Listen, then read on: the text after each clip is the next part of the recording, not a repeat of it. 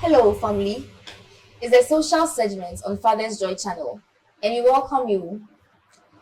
It's your host, Bernadette Pearl Saka Amanji, and we come your way this year with more wonderful, more exciting content, and I'm sure you are ready for everything that we have for you. In this month of February, we have a very special edition, the Love Edition, and we bring your way a very sensational topic, a very controversial topic, and I'm sure you're going to love it. So fasten your seatbelts and stay with us as we discuss this. But then before we go into today's topic, I'd like to introduce our guest for today. We have two wonderful ladies and a wonderful gentleman in our midst. So they'll introduce themselves to us, we'll get to know more about them, and then we'll zoom in into what we have for you in this month of love. So we'll go to our first lady. Hello, Hi, good evening. good evening. My name is Esther Chinyere Makan. I'm a counseling psychologist at Teaching Hospital. I am yet to be married. You're welcome to Thank the you. social segment on Father's Joy channel. Now we'll go to our second lady for the day. Hello, Hi, you're welcome. thank you very much. Can you please introduce yourself a little to Definitely. All our right. viewers? All right. So I'm Pastor Mrs. Amanda Wewedewu, but I'm popularly known as Pastor Mandy. I'm a health tutor. I'm a counselor too. I specialize in family therapy, and then I'm a health tutor at ONTC, married with 3 kids. That's so wonderful. Thank you. You're welcome. Thank you. And then to our only gentleman in the house this evening, you're welcome. Thank you. So can you introduce yourself a little to our viewers? My name is Kenneth Wanda Chinyo. I'm a quantity surveyor. Okay. Yes, and then I'm married with 2 children. Oh, Yes. that's so nice. So we are zooming in to what we have for you today. As I said earlier, it's a very, very controversial topic. And this is the topic. If a wife cheats on the husband, is it a must for the wife to inform the husband or not? Let me just go by it. Maybe you are too thrilled, you didn't get the whole concept. The topic for today is, if a wife cheats on the husband, is it a must for the wife to inform the husband or not? So before we zoom in, just know that it's going to be a very controversial day. And I know some are going to argue with me that why are we choosing the ladies over the gentlemen? Aren't we being a little too biased? But let's zoom in for today. Maybe another time we'll go to the gentlemen. But for today, this is what we have. And then we're going to be discussing this with our very, very wonderful panel, our 2 ladies and our wonderful gentleman. So let's go to our first question for today. What goes into the totality of the word cheating? If we mention cheating, what goes into it? What do we mean by cheating? So I'll start with Pastor Mandy. Thank you. Oh, All right. So from my perspective, when we say someone is cheating, it's like you've made a vow to somebody as a husband, and then you are now emotionally, physically, or mentally attached to another person. Is that okay? yes. But many people will just look at it as when you have sexual intercourse with somebody else other than your husband. But I feel that it goes beyond that. When we have incidences where people are mentally and emotionally attached to someone else other than their husband, it actually starts before the physical one comes in. Okay. That is what I would consider as cheating. Thank you so much for that. Yes. Now let's move to our lady Esther. Yes, so like she rightly said, it's when you break that attachment that is meant to be solely for your partner. You may not necessarily be attached to the other person, because sometimes we would look at it as just the thrill of trying to find out what you are missing out on because you're married, or just the novelty of somebody new. Yeah, so you might not be attached to the other person that you are supposedly cheating with, but the moment you break that commitment, it's cheating. So like she said, it could be physical, it could be emotional, it could be psychological. The thought of somebody else other than your partner is already you paving way for cheating. Okay, so from what you have said, we can deduce that cheating is not only in marriage, but right once you've made a commitment and then you go outside that commitment, that is cheating. Yes. Thank you so much. Mr. Wonder. Yeah, thank you very much. I'll pick it from this point. In real life, if you say cheating, for me, it's like something is not yours and you find a way to take it, or you try to have an advantage over someone who maybe at the same level with you. I will describe that as cheating. So even in exams, you say if you are all writing the same exams and then one person tries to have an advantage which the others don't have, we refer to that as the person is cheating or is trying to cheat. So in that light, I will put it in addition to what they have said, I will put it that it's trying to have an advantage over your partner for which something that your partner do not have that space to do. Well, I'll regard that as cheating in addition to the definitions they have given. So Mr. Wonder says, if the other partner has an advantage which the other doesn't have, that is cheating. Moving on quickly to our next question. If a woman cheats on the husband, do we have to consider the circumstances that led to the cheating before we blame the woman or judge the woman, or we solely have to look at the acts that the woman has committed or the mental mindset to have that advantage over the partner? What should we do in this case? Should we just look at the cheating in itself, or should we look at what led to the cheating? So I'll start with Lady Esther. Okay. I still can't get past the fact that we're focusing only on the woman, but we would go. So for me, like I said, cheating starts first from your conscious decision. Okay. So it's not really just about the action that you take. Because let's say, for instance, when you wake up in the morning, you make a conscious decision to get out of bed. You make a conscious decision to leave your house, go to work, go to school, go to wherever it is you're going to, and do whatever you're going to do. So before you make that action, you have thought about it. You have weighed your pros and cons and still decided to go ahead with it. So I feel like it starts from your conscious effort, because you really wouldn't be able to tell me that I just woke up and I cheated. It really doesn't work that way. Okay. It's something you thought about, something you, and since we are dwelling on women take our time to think about things before we do them. We don't just make spontaneous decisions. We really take our time to think about these things.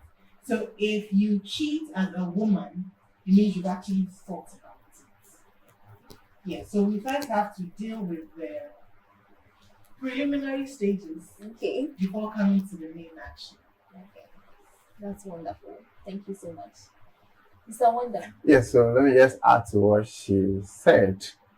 Actually, for women, like he said, it's mostly a decision that they make, because women are somehow different from men. And for men, there are a lot of things you do spontaneous. Sometimes you don't even think about it, you just do. But for a woman, everything is thought about.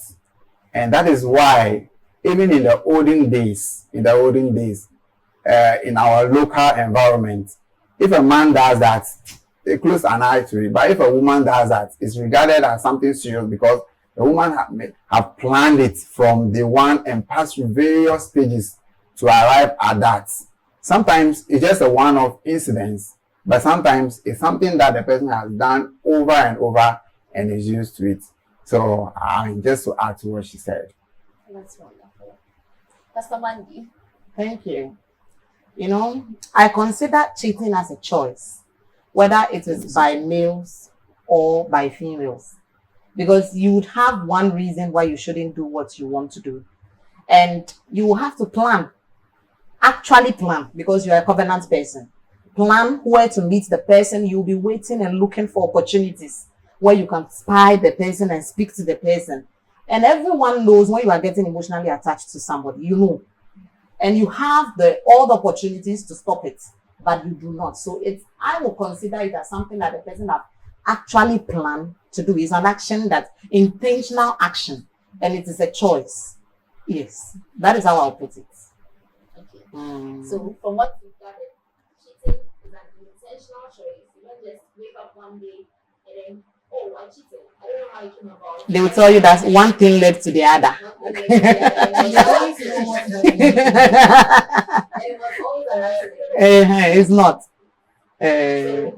from this, you can see that cheating is not just a one-time act. It's not just something that happens spontaneously, but it is something that is built gradually over time. And so there is no situation as, oh, I just got up and I cheated. It hasn't happened that way. Now let's move on to our next question. Okay. What does the Bible say about cheating? This time, I'll start with Pastor Mandy. All right. So, thinking about this, when I had the topic, I tried going to the Bible to get an example of a woman who probably have cheated or something like that. 2 Samuel chapter 11. I think the story of David and then Bathsheba. But in her case, you will see that Bathsheba did not, it looks like she didn't have an option. Yes, it looks like she didn't have an option. And I saw that she didn't even have the opportunity to say anything to the husband, because before the husband could come, things have already gone bad. Please, are you getting what I am saying? And it was from that I realized that cheating, whether from male or female, God is a covenant person and he respects covenants. So once you do something, you realize that David did that, I think in chapter 11. Immediately in the 12, God responded. He responded immediately by sending Nathan. And he didn't just send Nathan, he sent him with punishment upon punishment. So you could see that God is not interested in people having sexual intercourse anyhow, anywhere. You could see that he gave us right to everything, but there are certain things like this marital relationship. From the beginning, he made male and what? Female. And he said a man will leave and marry another person. Are you getting what I am saying? And that is how it's supposed to be. So cheating, irrespective, I'm sure we are doing this thing about Christians. Yes.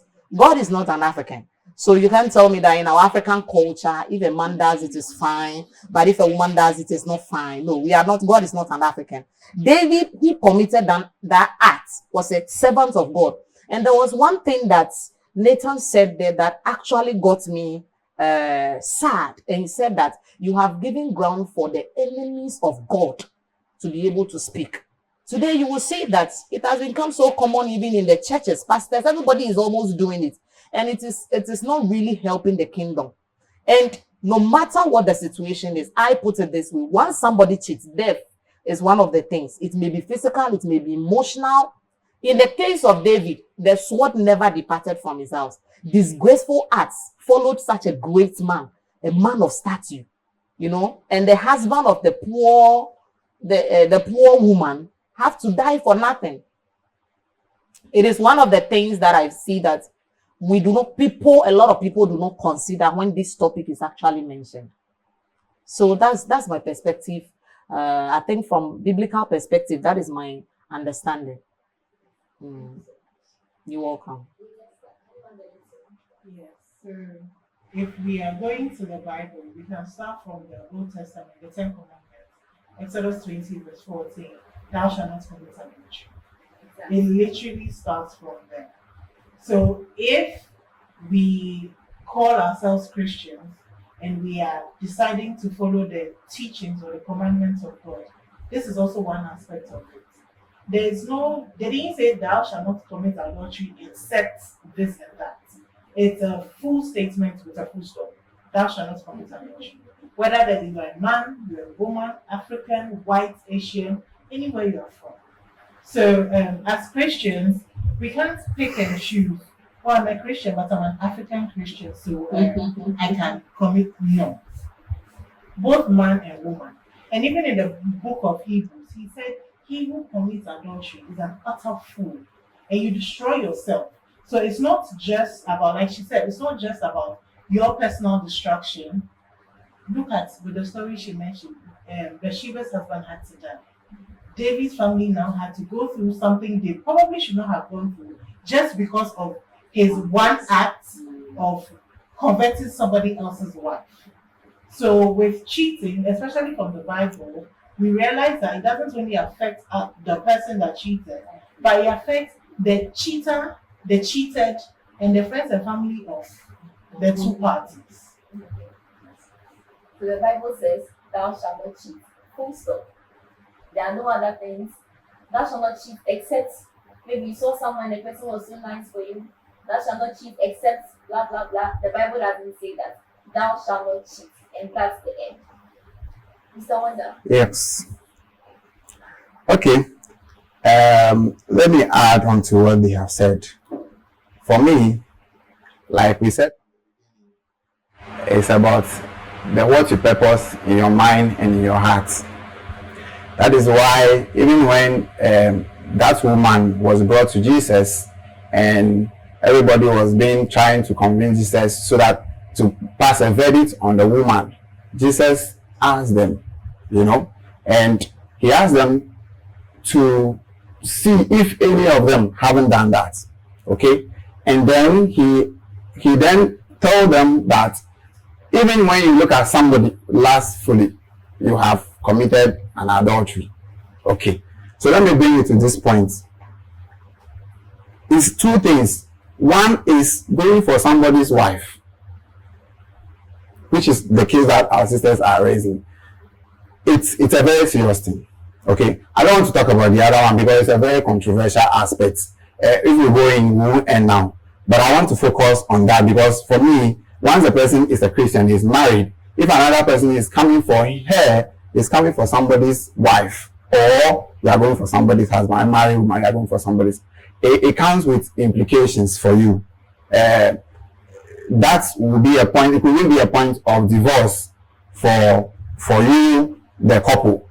And then in addition to what they have said in regard to the consequences and the rest, once you have, the thing is in your heart, and you have purpose it in your heart, and you have planned it, and it's evil, it comes with all sort of things. So I want to bring it closer and say that since we are talking about married women, I'll focus on that. If we go, maybe another will go onto the other one, we can digest it so well and see where we can reach. But for a married woman, for such a thing, it is a problem. And even you as a man, if you go for somebody's wife, it's for us, even before you come to the Bible, it's an abomination. For even before you come to the Bible, for God, he doesn't like that. And there are several examples. When someone tried to go for Sarah's, Abraham's wife, there was an issue. I mean, that's why when David tried to go for Bathsheba, there was a big issue. So that aspect of it is a serious thing, and we all have to be very careful with that. It comes with a lot of implications. For example, it's like I'm owing something, then you come for it. You have taken my property, and so the death that she's talking about will surely come. The person can kill you, or the physical aspects, or the spiritual aspect. So that is it. You know something? Let me come in. Even in this case, God himself took up the battle for Uriah. He was not even alive to even fight the battle, but God himself took up the battle. So I see it like this, that once you are straying from what God has ordained, there is already something that God does, and he himself steps in and takes the battle. Because of that, that child that was conceived had to die. So I see it as it's a very, very serious topic that usually we do not pay attention to it. So, judging from this, you can say that there are lots of implications that come with cheating. You have the moral, the spiritual aspects, all aspects, there are implications. That's what we learn from this particular question. So now moving on to the next question. If a woman cheats on the husband, does the husband's personality determine whether the wife should inform him or not? Some people have a very fiery temper, a very fiery personality. And so the wife may find it uncomfortable to tell. Others too have a very solemn attitude. So should the husband's attitude determine whether the wife should inform him or not? So this time I'll start with Mr. Wanda. Okay, well, I would say yes, because for some people it's like raging fire. It will just break everything that you have built up. So the result is that the woman will even regret even saying it. So what I would say is that, apart from, for me, the first thing I would say is that, you should always speak the truth. It will come at a cost, but it will probably save you later on. If you don't say the truth, it will surely find that anything can happen, and the man can blackmail you. It's not now that you will not come and be saying it. It will be too late. For me, I would say, tell me. I'll be ready to hear it. Are you sure? No, that's what I'm saying. That it depends on. For me, it depends on individuals, and then your perspective and your training and your Christian values. Okay, for some men I've seen is that they are not even ready to even, the fact that you mention it alone, that's it. They will pack your things, go, and that's the end of it. And they will even quote the Bible to support it. That the Bible says that if there's an adult, the woman is adulterous, the man should divorce. They will quote and support it. That scripture actually says if the woman Well, actually, we can go into that maybe later. But this is a very controversial. I like to read the letters and the spirits of the scripture. So what I'm trying to say is that it depends on it. Apart from, for me, the first thing I'll say, tell the man. Find a way to tell him. It depends on the situation. But also, what I'll add is that you also need to know your husband. Some people don't like to hear the truth. However nice or sweet it is, or difficult it is, they are not ready to hear it. So, in the attempt to say it, you must be ready for whatever will come. And sometimes it could even lead to, it could even collapse the marriage. So what I'll add is that what you need to do is that maybe you should not go and say it alone. Maybe you can seek for counsel.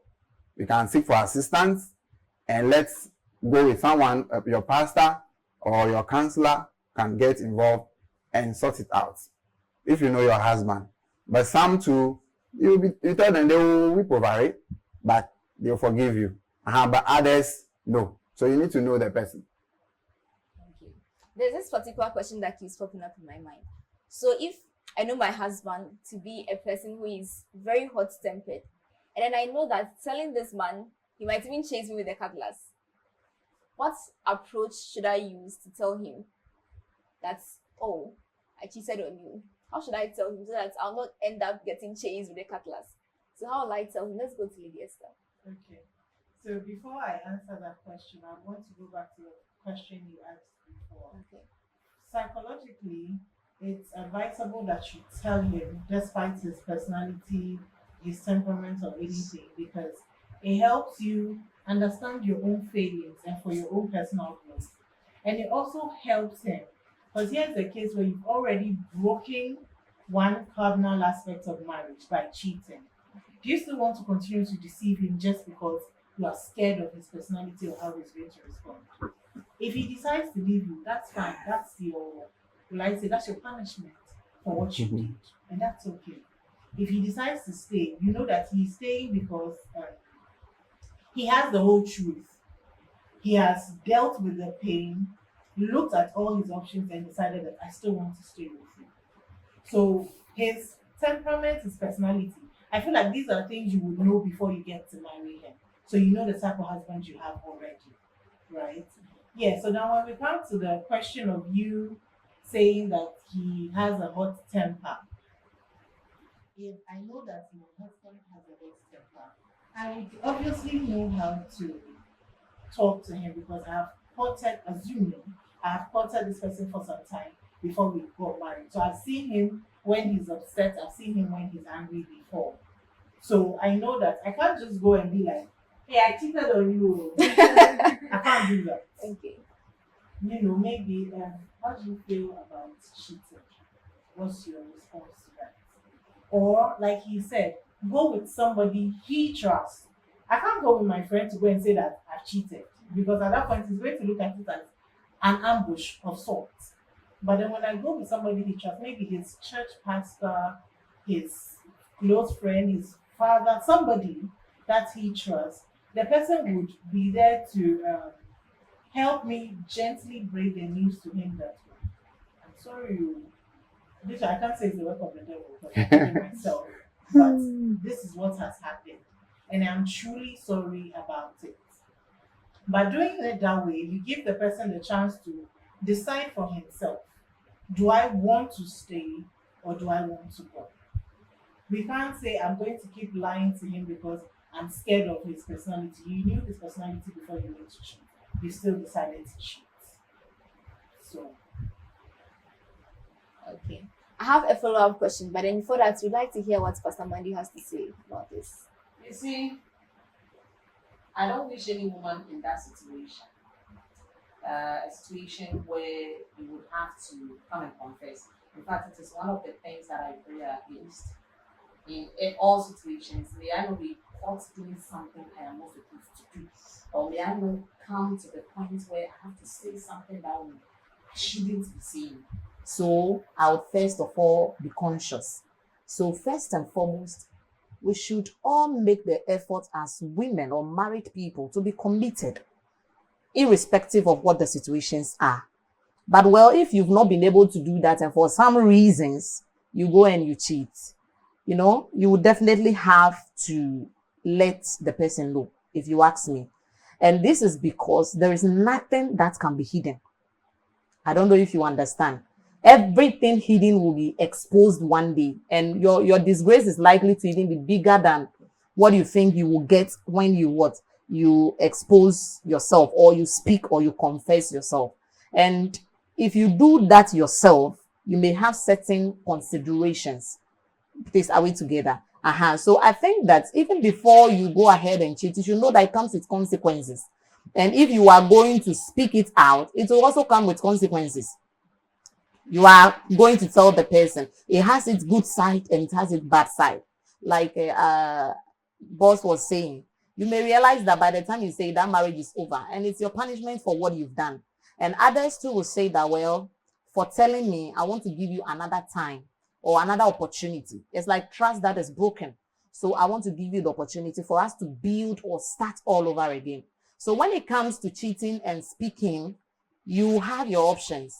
If you speak the truth, you have your advantages and disadvantages. If you don't, it also comes with its advantages and disadvantages. You have to weigh it, and you know your partner before you went ahead to do it. So it shouldn't be an excuse that, oh, he has hot temper, so I cannot go and say it. You knew the temper before you went to do what you wanted to do. So that is what I also have to say. Thank you. I believe you enjoyed this session. I enjoyed it myself too. But this is where we end for the first part. We'll bring you part 2, so stay tuned and don't go anywhere.